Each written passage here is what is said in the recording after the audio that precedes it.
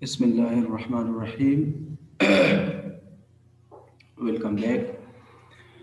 Today, I would like to teach about the different theories about acids and bases. Before going to discuss the different theories about acids and bases, first of all, I would like to discuss some of the properties of acids as well as bases. So the first one is properties of acids. Acids usually form or produce hydrogen ion in aqueous solutions. Acids are those substances that provide us hydrogen ion in aqueous solutions. Or in other words, acids are the substances that provide us hydronium ion in aqueous solutions. Hydrogen ion or hydronium ion, both are same thing. So acids can be identified through this, that either it provides us a proton in aqueous solution or not. You can see the examples of this is H3O positive hydronium ion and this is proton.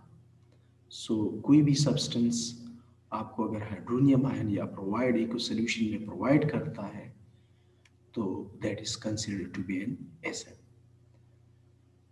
Let's see if let's suppose if you have if you have HCl, so on dissolving HCl or in water, so in water the HCl will provide us H positive and Cl negative, so that's why it is considered to be an acid.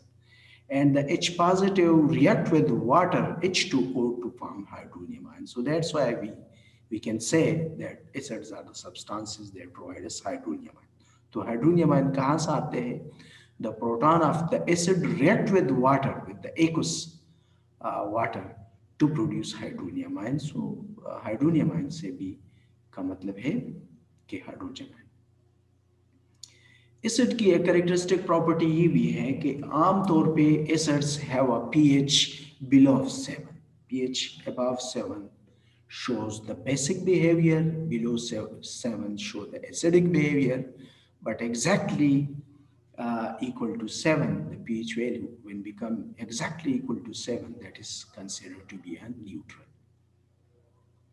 So, एक property ये भी है कि acid की pH value 7 से कम होगी. And acids have the characteristics that it undergo neutralization reactions to produce salts and water. तो जितने भी सारे acids होते हैं, acids react with the bases and will produce water, salts and waters. Mean के acid में undergo neutralization reactions. और इनको आप टेस्ट से भी आइडेंटिफाई कर सकते हैं. एसिड का जो टेस्ट है, that is what the test of the acid is salt test. इसका जो जायका है वो त्रुष होगा, salt. And acids cause indicators to change colors. जब भी हम कोई एसिड्स लेते हैं और कोई इंडिकेटर लेकर एसिड्स में डाल देते हैं, so indicator will change its color.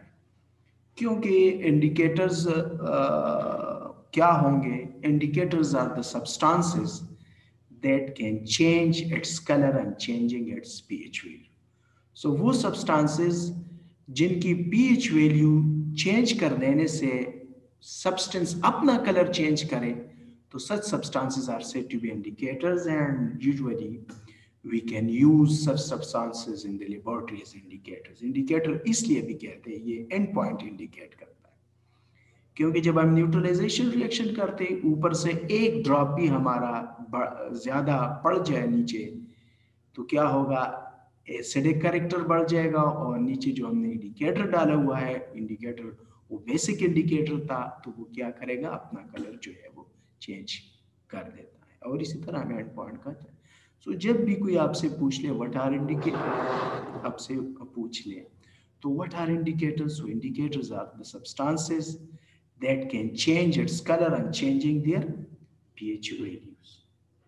Acids are electrolytes are ionic in nature. बिल्कुल जिस तरह के वाटर में डिजॉल्व करके इसकी आयोनाइजेशन होगी और प्रोवाइड हाइड्रोजन आयन एंड साथ दूसरा जो negatively charge basic radical sorry acidic radical जो है वो हमें देगा। सो एसिड्स आमतौर पे acts as an electrolyte. So some of the base properties of bases also match with the properties of the acids. Like acids are electrolytes, so bases are also electrolytes.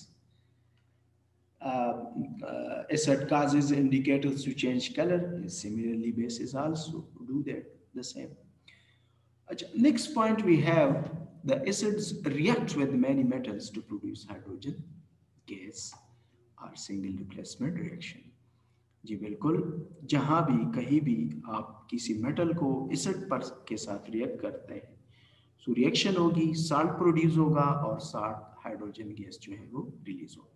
तो salt तो different produce हो सकता है, लेकिन hydrogen gas जो है वो that must be produced during the reaction of acid with a metal atom. So एक निशानी, एक कैरेक्टरिस्टिक प्रॉपर्टीज एसिड्स की ये भी है कि ये हमें हाइड्रोजन देता है on reacting with a metal atom.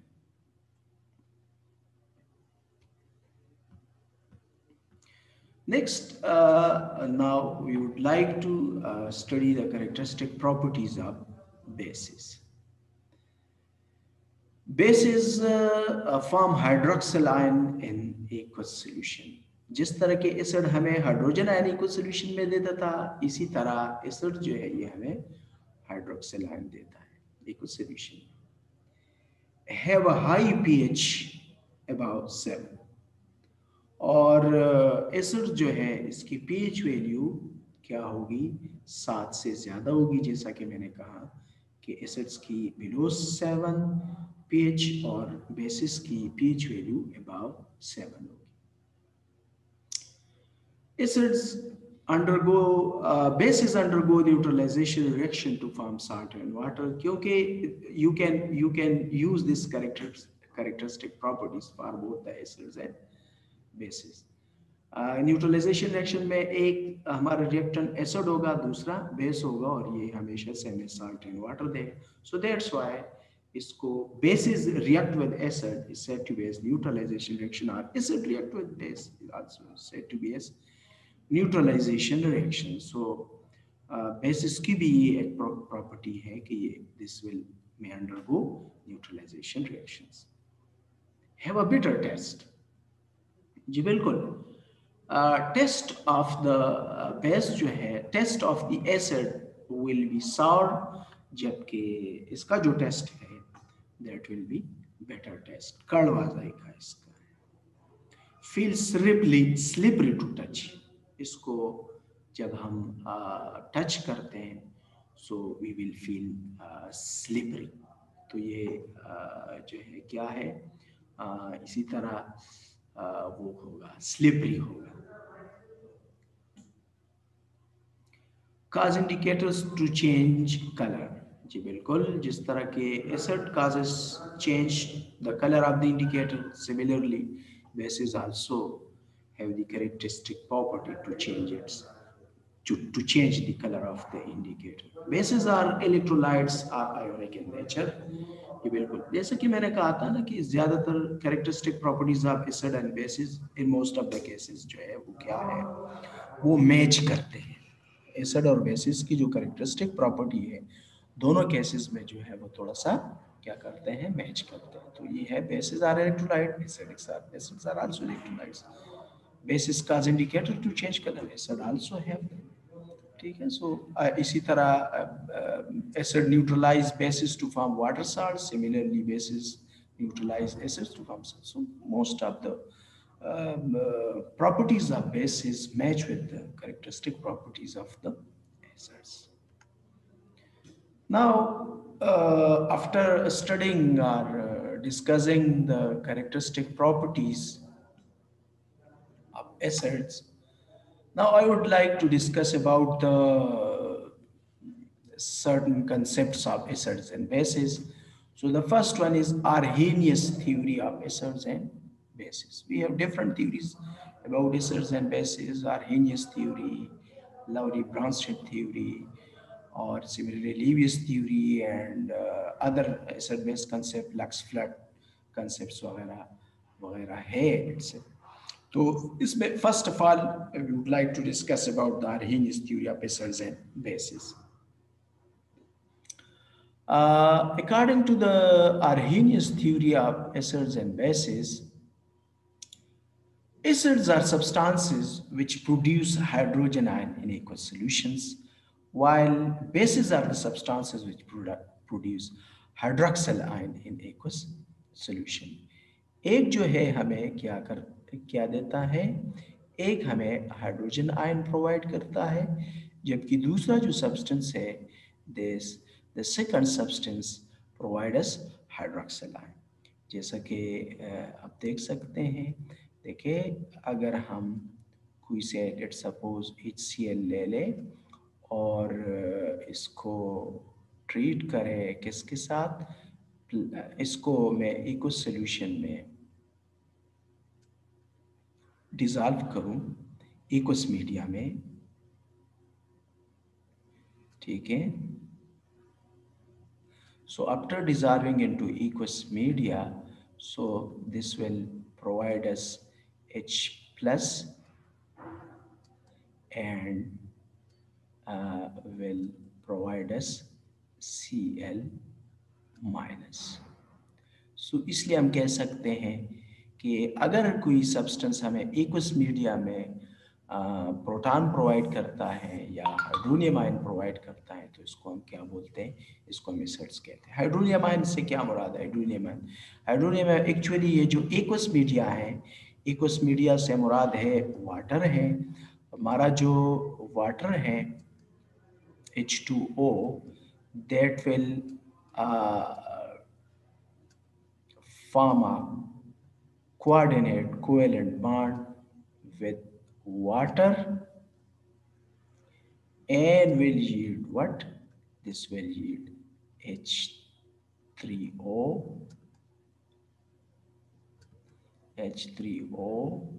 having positive charge, जिसको क्या बोलते हैं, हाइड्रोनियम आयन। तो इसलिए हम कहते हैं कि acid are the substances that provide us hydrogen proton in aqueous solutions or provide us hydronium ion in aqueous solutions. तो अगर हमें हाइड्रोनियम आयन प्रोवाइड करे या हाइड्रोजन आयन प्रोवाइड करे, दोनों सूरतों में इसे क्या कहा जाएगा, इसे जो है एसिड कहा जाएगा। और similarly bases are the substances that provide us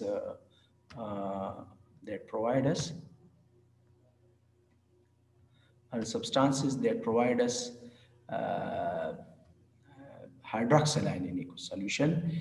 Let's suppose we have NaOH. अगर हम NaOH ले लूं,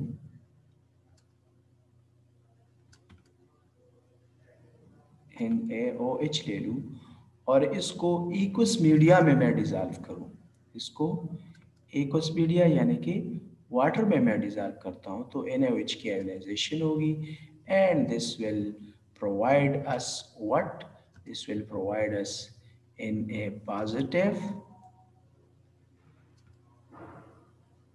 this provide us Na positive plus OH negative, OH negative. So that's why NaOH will also be considered as a base. Okay, so these are very simple definition. You have already studied about these. So these are the basic definition, and we have studied these definitions for so many times. Now we have there are certain limitations about acids and bases. So what these limitations are?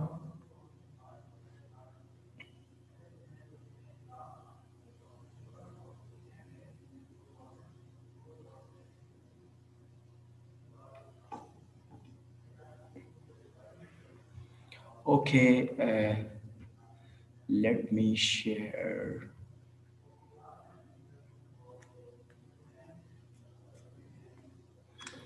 Next, we have there are certain limitations of acids and bases. There are certain substances containing no hydrogen still acting as acids. हमारे यहाँ कुछ substances ऐसे भी हैं जो अभी हमने एक definition पढ़ा about acid and bases are heinous definitions कि substances that provide us hydrogen ion in aqueous solutions are substances that provide us hydroxyl ion in aqueous solution is said to be as acids and bases respectively. So according to this concept ये तो समझ आता है कि जिन substances के पास hydrogen हो proton हो या जिन सब्सटेंसेस के पास हाइड्रोक्सिल आयन हो तो ये तो समझ आता है कि इट्स ओके दिस में प्रोवाइड अस हाइड्रोजन आयन लेकिन कुछ सब्सटेंसेस ऐसे भी हैं जिसके पास सर से हाइड्रोजन ही नहीं होता और फिर भी जो है वो that such substances will act as an acid or may act as a base. Like आप देखें AlCl3 acting as an acid, but it doesn't have any proton or OH group. Similarly, carbon dioxide also acting as an acid, while it doesn't have OH group or proton with them. So how you will identify acids and bases in such cases?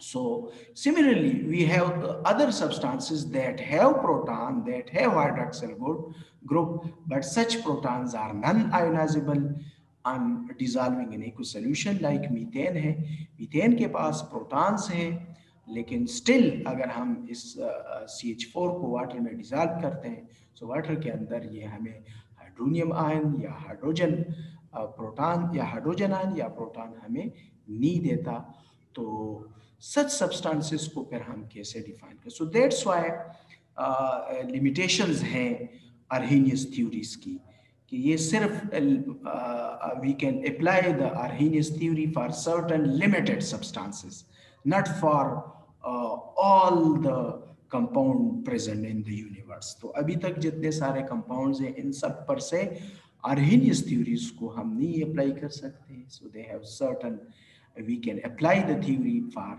certain limited substances for only those substances that must have proton that must have hydroxyl group and such protons and such hydroxyl group must be ionizable ठीक है तो proton का होना जरूरी है और particularly ionisable proton का होना जरूरी है अर्हेनियस एसिड्स के लिए so that's why we have certain limitations so now So there are certain substances containing no hydrogen still acting as acid.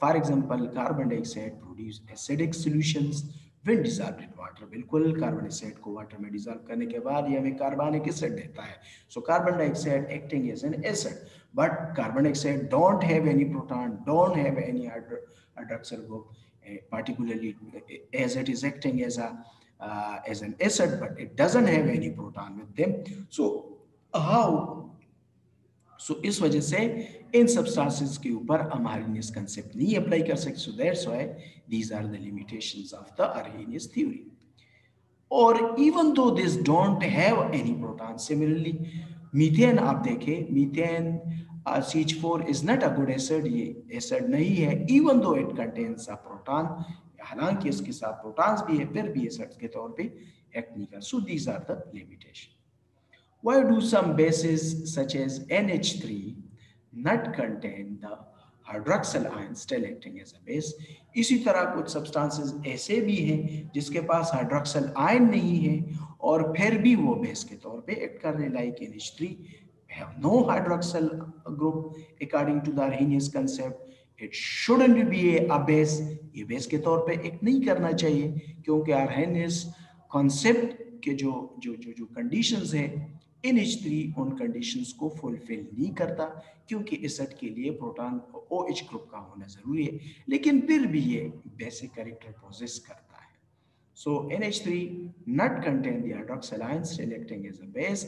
It should be acting as an acid because of the presence of proton. Proton इसके साथ है तो ये तो acid होना चाहिए, लेकिन ऐसा नहीं है. सो ये भी एक क्या है, लिमिटेशन है आर्हेनियस कॉन्सेप्ट का. Acids form proton, hydrogen ion in aqueous solution, but all substances are not soluble in water. तमाम के तमाम substances जो है वो पानी में soluble नहीं होते. All the substances are not soluble in in aqueous solutions.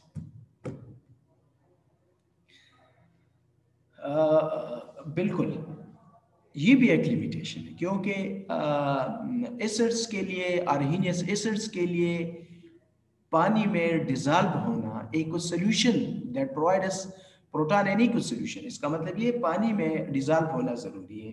तो कुछ सब्सटेंसेस ऐसे हैं जिनके पास प्रोटॉन्स भी हो, हाइड्रोक्सिल आयन भी हो और वो पानी में डिजॉल्व नहीं होती. So then how we will define such compounds as acids according to the Arrhenius theory. So acids form protons, ion in aqueous solution, but all substances not soluble in water. Similarly, bases form hydroxyl ion in aqueous solution.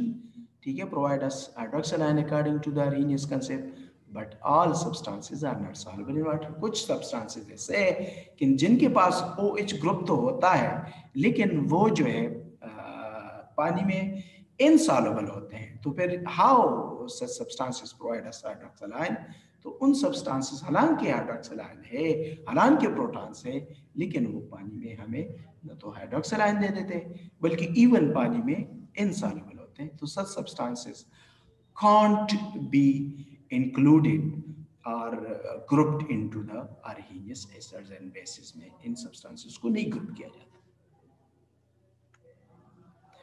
Next, second concept, that is the Lowry-Bronsted concepts of acids and bases.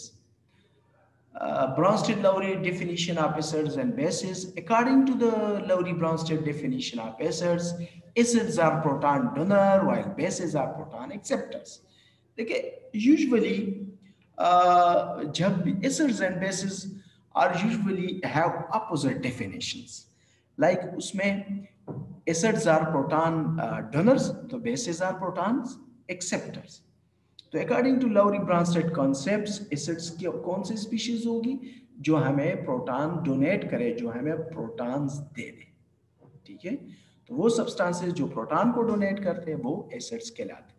Like आप देखें, we have this is an acid base reaction. In order to determine the Lowry-Bronsted in order to know about the Lowry-Bronsted concepts of acid and bases, we need to have acid base reactions.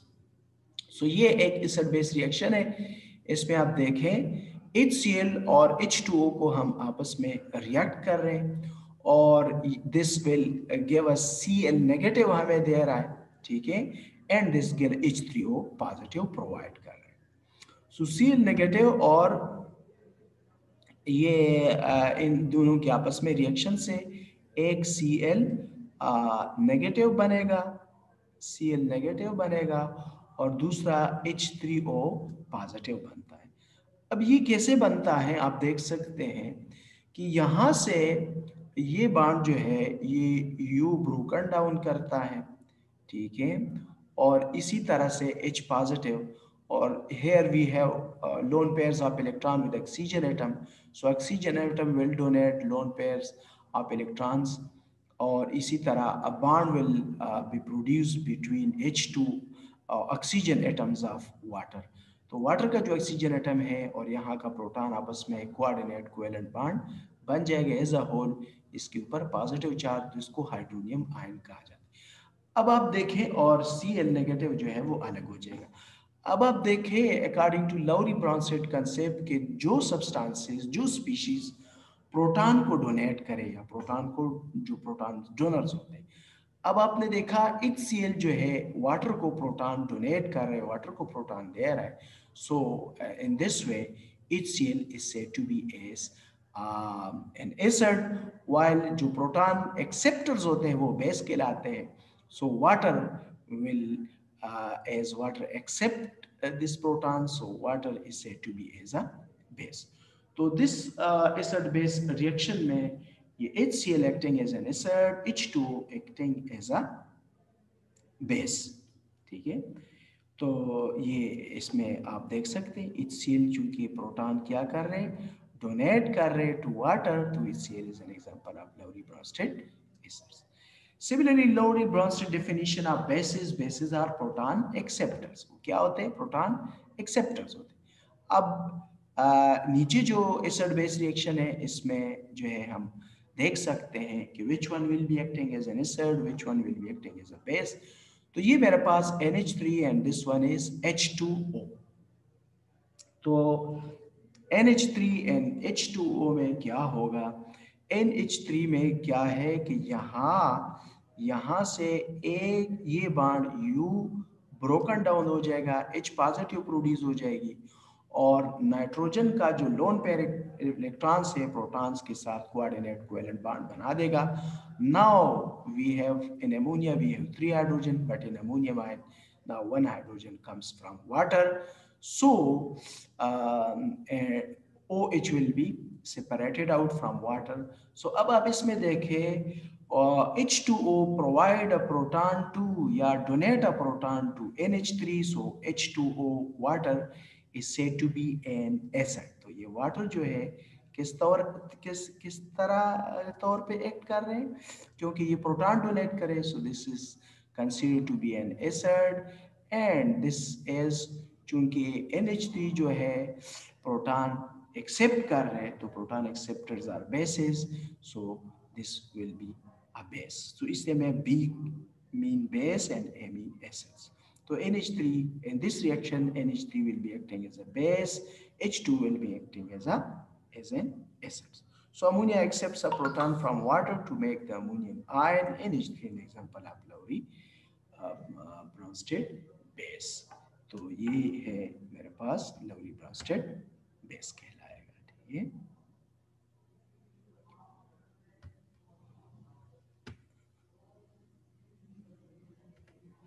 Now conjugate acids and bases. What are conjugate acids and what are conjugate bases? Conjugate acids and bases. Conjugate, जब हम Lowry Bronsted acid base reaction करते हैं तो हमारे left hand side of the reactant side पे और product side पे जो है दो सब्सटेंसेस बनेंगे। तो उसमें लेफ्ट जो रिएक्टेंट साइड है उसमें तो हमने प्रीवियस स्लाइड में एसिड और बेसिस को आइडेंटिफाई किया है, बट अगर हम रिवर्सिबल रिएक्शन को करते हैं, let's suppose this is an acid, this is a base and Cl negative H3O positive, लेकिन जब हम रिवर्स डायरेक्शन में जाते हैं तो रिवर्स डायरेक्शन में H3O positive provide a proton to Cl negative, तो ये Cl नेगेटिव प्रोटॉन लेके HCl में कन्वर्ट हो जाएगा।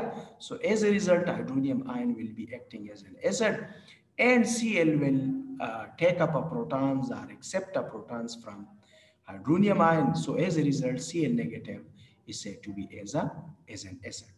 लेकिन रिवर्स डायरेक्शन में इस एसिड को conjugate Cl negative is said to be as conjugate acid, while hydronium conjugate base, क्योंकि ये प्रोटॉन एक्सेप्ट कर और हाइड्रोनियम आयन प्रोटॉन डोनेट कर रहे, तो it is said to be as a conjugate base. तो अपोजिट डायरेक्शन में जो है, एक तो रिएक्टेंट साइड में लेफ्ट हैंड साइड पे जो है जिसको रिएक्टेंट साइड कहा जाता है, उसमें we have identified what will be acting as an acid and which one will be acting as a base. लेकिन on the other hand हम product side पे देखें और reverse उसमें आ जाए, तो reverse में जब हम देखते हैं तो उस reverse direction में भी हमें acids और bases नजर आएंगे। लेकिन रिवर्स डायरेक्शन में या प्रोडक्ट साइड पे जो एसिड बेसिस नजर आते हैं अकॉर्डिंग टू लौरी-बाउंसर डेफिनेशंस, वो कंजुगेट एसिड बेस कहलाएंगे, न कि acid actual acid basis. So substances are the opposite sides of the equation, जिसको product sides of the equations are that are one proton different from each others are called conjugate bases. That are one proton different. देखिए Cl negative is one proton different from each Cl and H3O positive is one proton different from H2O. तो यहाँ तीन proton, यहाँ two protons, तो one proton different. यहाँ Cl have no proton, यहाँ one proton, so Cl also is a one proton different. So opposite sides पे equation के जो one proton different species होते हैं वो conjugate acid base pairs कहलाते हैं. In the reaction between जी बिल्कुल between HCl and water, HCl and Cl. So HCl is an acid while Cl negative is said to be as a conjugate acid. Accept कर रहे हैं proton को तो conjugate acids, तो conjugate base are conjugate acid base pairs. Conjugate acid base pair. This is acid and this is conjugate base. और similarly H2O जो है left hand side पे मेरे पास एक्ट कर रहे हैं एज ए एसिड, तो ये, और H3O as a what act कर रहे हैं जी बिल्कुल एज अ बेस एक्ट कर रहे हैं इन दिस रिएक्शन. तो H2 acting as a base while H3O positive on the right hand side acting as a conjugate acid. So ये base acid pairs है. So the other conjugate acid base pair is this. So this is one acid base pair and this is this and this is another acid base pairs. तो red lines के साथ जो मैं connect कर रहा हूँ, so these are the acid base conjugate acid base pairs. HCl is the conjugate acids of Cl and Cl is the conjugate base of HCl. H3O positive is the conjugate acid of H2O and H2O is the conjugate base. Okay, now in the reaction between NH3 and water. Now, in order to identify acid bases HCl or H2O के दरमियान हमने reaction पढ़ा.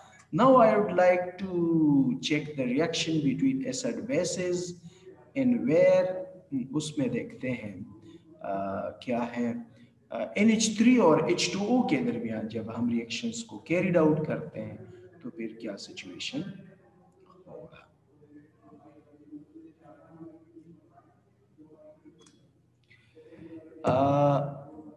इसमें है, इसमें जी, इसमें थोड़ा सा स्टॉप शेयर कर लूँ.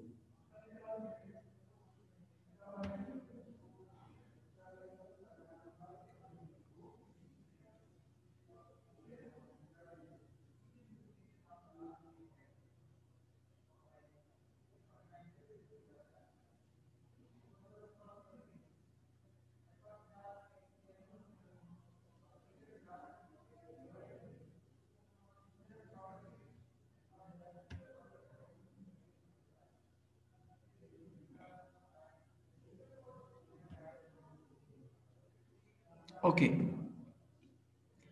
Now, in the reaction between NH3 and water, so अब जब हम देखते हैं NH3 और water के दरमियान, NH3 will be changed into NH4 and OH negative, so NH3 will be acting as a base and H2 will be acting as an acid. लेकिन जब हम रिवर्स डायरेक्शन में जाते हैं तो रिवर्स डायरेक्शन में तो इसमें तो वाटर बेस है और NH3 जो है नहीं, वाटर डोनेट करते हैं प्रोटॉन को. So water will be acting as an acid और NH3 will be acting as a base क्योंकि वो प्रोटॉन को एक्सेप्ट करे. लेकिन अगर हम रिवर्स डायरेक्शन में जाते हैं तो OH negative will be changed into H2O, one proton difference, तो OH will take up a proton, will accept a proton, so that is said to be as a conjugate base. जबकि NH4 positive जिसको ammonium ion बोलते हैं that will donate a proton to OH negative. So as a result, NH4 positive is said to be as conjugate base, conjugate acid, sorry, conjugate acids. अब इस reaction में conjugate acid base pair कौन होगा? सो NH3 और NH4 positive is one of the acid base pair, और H2O और OH negative ये दूसरा acid base pairs बन जाएगा.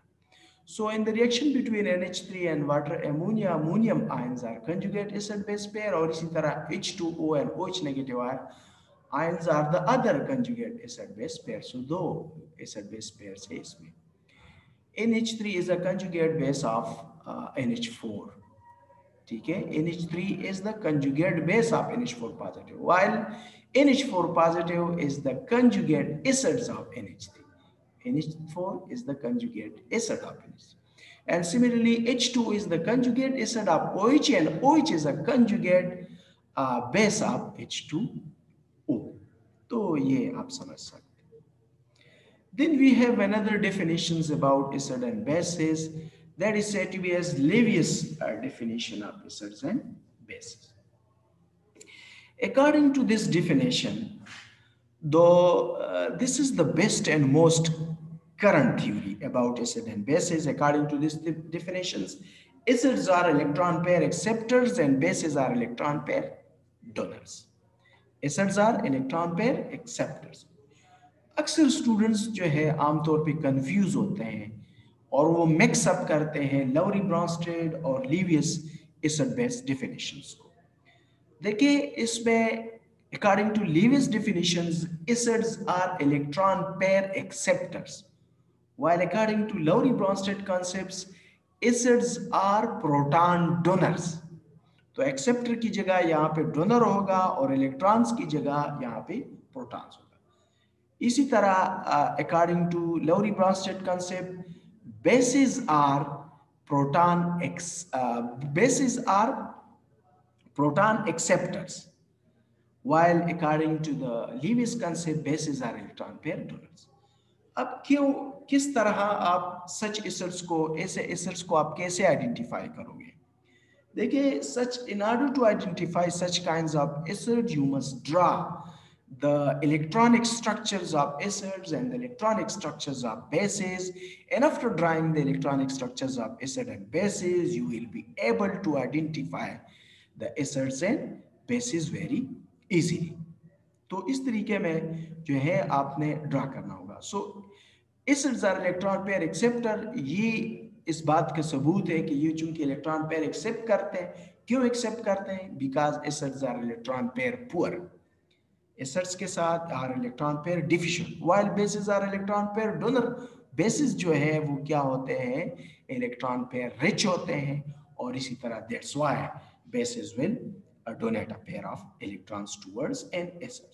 सो इनको आइडेंटिफाई करने के लिए इलेक्ट्रॉनिक स्ट्रक्चर्स हम ड्रा करते हैं. तो जहां पे हमें lone pairs of electrons acids के साथ हमेशा लोन पेयर्स ऑफ इलेक्ट्रॉन्स होंगे, और बेसिस के साथ there will be no lone pairs of electrons with them, and a basic acid should be electron pair deficient.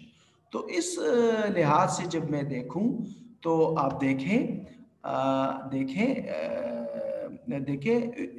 let's suppose we have NH3. Let's suppose we have AlCl3. This is AlCl3. तो AlCl3 में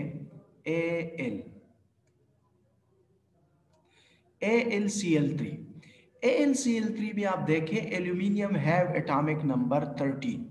aluminium का atomic number क्या है? Aluminium का Al का atomic number है 13. अब जब 13 इलेक्ट्रॉन की जब मैं इलेक्ट्रॉनिक कॉन्फ़िगरेशन करता हूं, सो क्या होगा? 2 in the first shell, and then we have 8 electrons, and total अब कितने हुए? 10 हुए, and then now we have 3 electron in the valence shell. और इसी तरह क्लोरीन का एटॉमिक नंबर जो है वो क्या है? क्लोरीन का एटॉमिक नंबर 17 है. तो 17 में 2 in the first, 2 के बाद फिर 8, 8 के बाद फिर 7.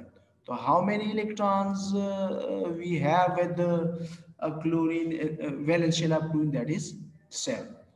इसी तरह एल्यूमिनियम के साथ कितने क्लोरीन्स होते हैं? एल्यूमिनियम के साथ जो है, मैं इसको जरा क्लियर कर दूं, एल्यूमिनियम के साथ वो होते हैं, दिस इज एल्यूमिनियम, और इसके साथ 3 क्लोरीन्स बॉन्डेड रहते हैं, ये दूसरा और ये रहा तीसरा क्लोरीन.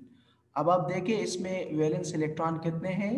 1 2 और 3 4 5 एंड 6. सॉरी यार, ये क्या हुआ?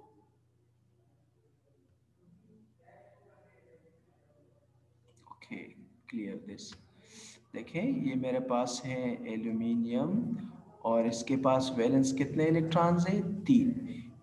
1 2 और 3. और कितने क्लोरीन्स हैं? 3 क्लोरीन्स हैं.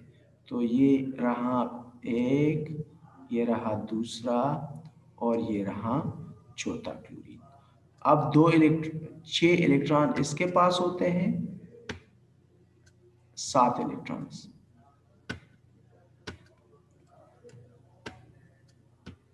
इसी तरह इसके पास भी कितने? 6 इलेक्ट्रॉन्स. अब 6 पेयर्स है और एक 7वां इलेक्ट्रॉन. तो जो 7वां इलेक्ट्रॉन है ना, इसके वैलेंस शेल में 7वां electron will take part in sharing, और इसी तरह मेरे पास जो है 3 बॉन्ड्स बन जाएगी, AlC3 बन जाएगी. अब जब हम काउंट करते हैं valence electron with chlorine, so chlorine के 7 वैलेंस इलेक्ट्रॉन अपने और एक एल्यूमिनियम के साथ शेयर कर रहे हैं, तो chlorine should have now 8 electron in their valence shell, इसका आउटर शेल कंप्लीट, दूसरे का और तीसरे, all the 3 chlorines now have 8 electron in their valence shells, which is complete. जबकि अगर हम काउंट करें एल्यूमिनियम के वैलेंस इलेक्ट्रॉन, तो 2 2 2, तो as a whole we have 6 valence electrons, and we need to have 8 valence electron for the valence shells. So aluminium chloride is lack of 1 pairs of electron or 2 electrons.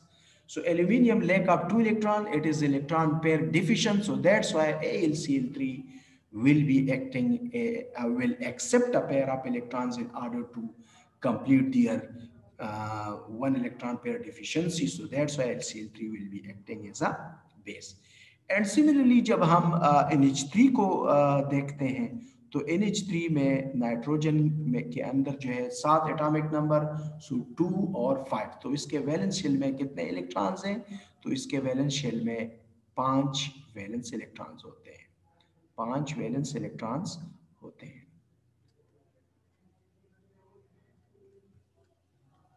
तो 5. तो क्या होगा? अब एक hydrogen इधर आ जाएगा, एक हाइड्रोजन इधर आ जाएगा, एक हाइड्रोजन NH3 इधर आ जाएगा. अब हर हाइड्रोजन के वैलेंस शेल में 2 इलेक्ट्रॉन हो जाएंगे, जो कि कंप्लीट शेल है, और क्लोरीन के नाइट्रोजन के वैलेंस शेल में 6 ये और 2 इलेक्ट्रॉन, ये 8 इलेक्ट्रॉन हो जाएंगे. अब नाइट्रोजन का वैलेंस शेल 8 इलेक्ट्रॉन्स कंप्लीट है, लेकिन these 2 electrons जो है don't take part in any bond formation. So that's why such electrons are said to be as lone pairs of electron, and nitrogen of ammonia is electron pair rich. So that's why NH3 will donate a pair of electrons, and as a result, according to the Lewis definition, NH3 will be acting as an acid. So these are the few definitions, and we also have other definition inshallah in the next class. जो है अगले class में मैं आप लोगों को पढ़ाऊंगा other concepts of acids and bases, जो दूसरे कंसेप्ट्स होते हैं उस बारे में इंशाल्लाह मैं आप लोगों को पढ़ाऊंगा. तब तक के लिए इतना काफ़ी है. Thank you so much.